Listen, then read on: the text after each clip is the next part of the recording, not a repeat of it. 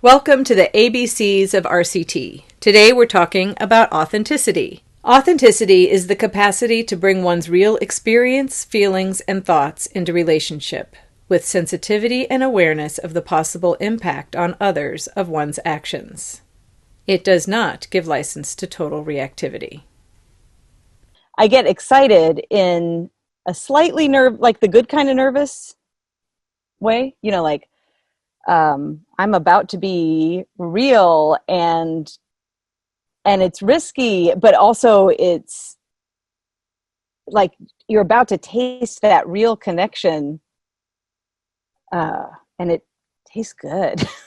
It's like, yes, all right, I get to be honest, and Yeah. I don't have to twist and to fit. This is so great. It's wonderful.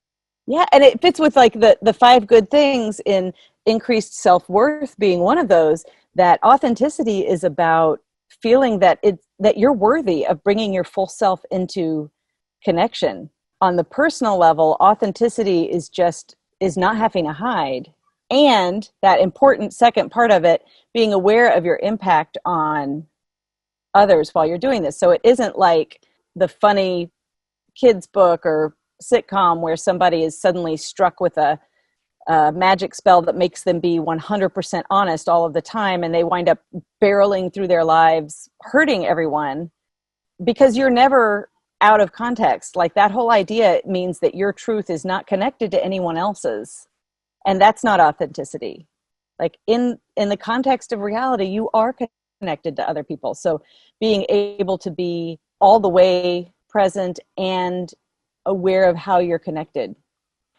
And what it feels like to measure yourself, because that's the challenge, right? Like, can I bring everything into this and do so in context? Like, that piece, it does not get that. It says it doesn't give you license to total reactivity. That's a key thing. And it's not to say you have to like still disconnect. It says you have to be real within the context of your connection. Right. So we're not going back to the chronic disconnection of contorting yourself to fit into this one little spot that you're allowed to have. No, not at all. You're bringing the warts, the bruises, the scars, the confusion, all of it into there. And immediately the impact that your authenticity has, you're willing to hold because you're being held. Right. And coming into it with that awareness makes it so that it doesn't feel like you're barreling through hurting people with the truth. Yeah, that's that's really what it is. Like, all right, barreling through your life, forcing your authenticity onto everyone because you're tired of being politically correct. Like, actually, that's your ding, ding, ding, ding moment. I don't want to have to be politically correct all the time. That's authentic. When you choose to no longer be politically correct all the time, that's total reactivity. Yeah. Because you're saying, because I feel limited and I can't exercise the malicious power that's structurally in my favor, regardless of your feelings, I just want to say whatever I want to say and then you deal with it. The difference in authenticity is like, I need to say what's really important to me, and I wonder how do we deal with it. I anticipate I might say something that's harmful. I don't have other words for it yet, so I'm sharing what I might end up saying because I want some help finding other words. Like, for whatever reason, I have a blind spot that's not giving me additional language, or that's telling me I need to go do this individual work. And will you still be here if I go do this individual work to change me, to change our relationship? Will you still be here? Because if you're not going to be here, then I will twist and contort so that I can show up and just make you comfortable, or kind of, sit in that shame and isolation if I am the more powerful person. Authenticity is really what we're all seeking, but that we're actively creating and actively maintaining in relationships. Well, I can immediately imagine how like an organizational atmosphere that invites authenticity could get so much more done and have such a richer function. Better work-life balance too. I was on some work emails recently and a colleague said, I don't have the bandwidth for this. Mm. And it's nice, we're in the Department of Psychology, Social Work, Anthropology, all the feelings, right? And someone said, hey, I'm willing to step in and help. Would that be something that's okay? Like being inviting yourself to help and allowing someone to accept the invitation is still a very authentic thing to do, as opposed to someone saying, I don't have the bandwidth. And you say, okay, fine, I'll do it. Okay, fine, I'll do it is a little bit of resentment versus validating, I get it. Would it be helpful if? Because that is still authentic. And then, I mean, for me, I could see authenticity being like, we are all kind of short on bandwidth right now, boss. Can we have an extension? That's authenticity, that keeps us out of resenting. Because I think a lot of us culturally are like, fine, if you won't do it, I'll do it.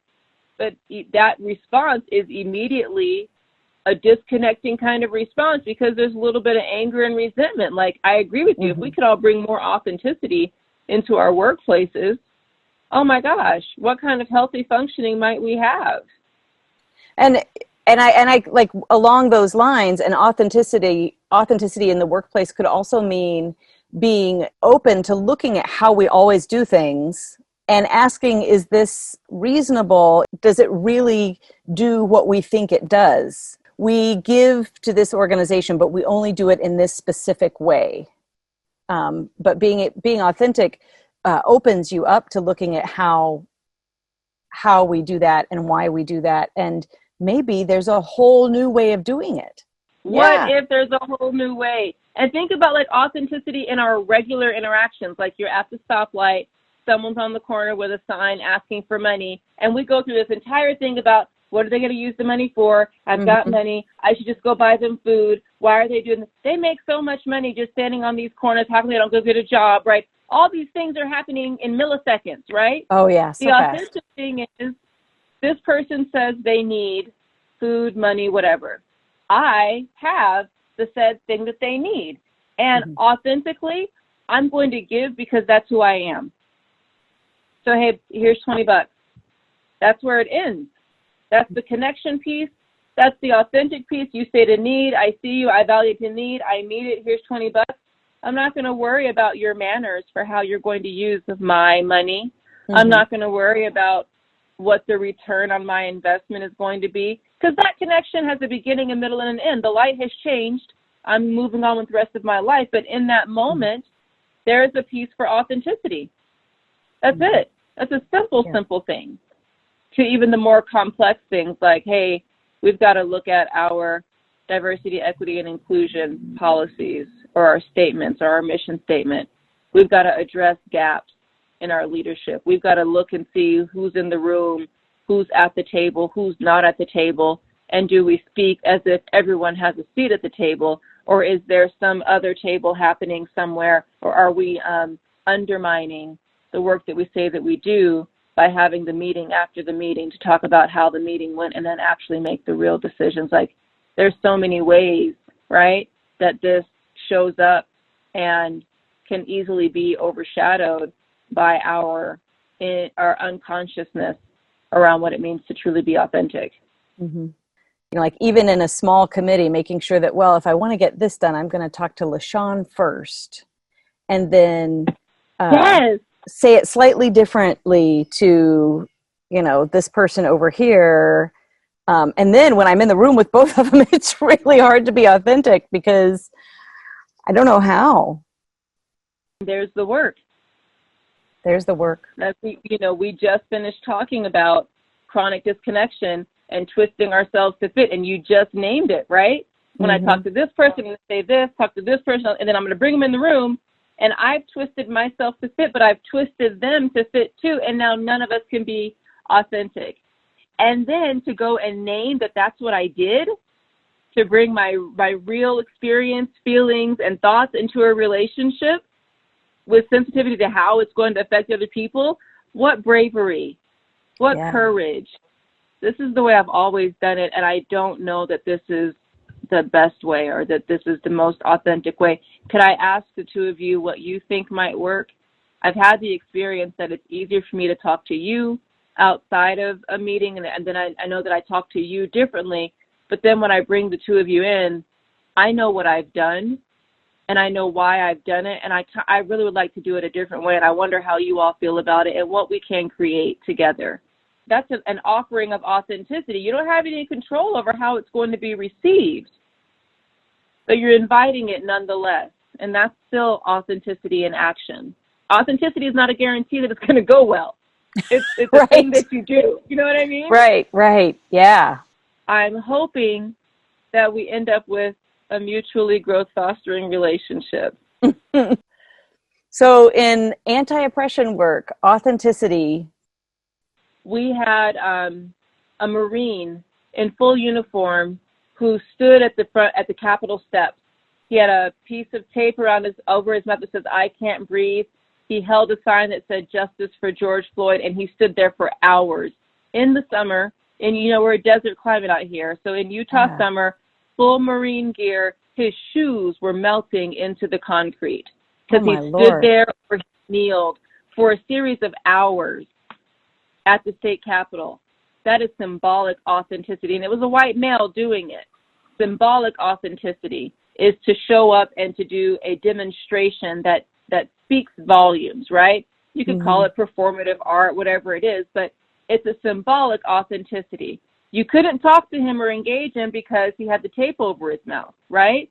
But there's that symbolic authenticity, and I think in anti-oppression work we see a lot of that when we talk about solidarity and these marches and these protests. That's symbolic authenticity. They're bringing themselves and showing up in the conversation.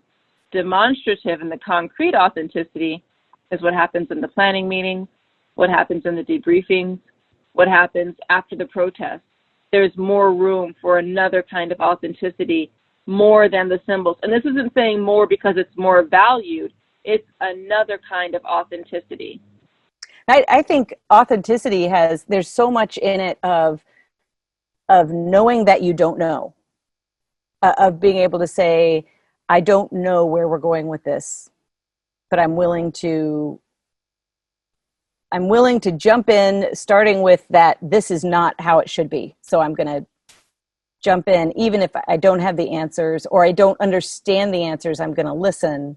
Authenticity in that moment when someone says, I don't know, is being able to handle I don't understand, how come you don't know? How do you not know that this is a thing and that we should be doing? Like, what do you mean you don't have it? Like, there's still authenticity in that.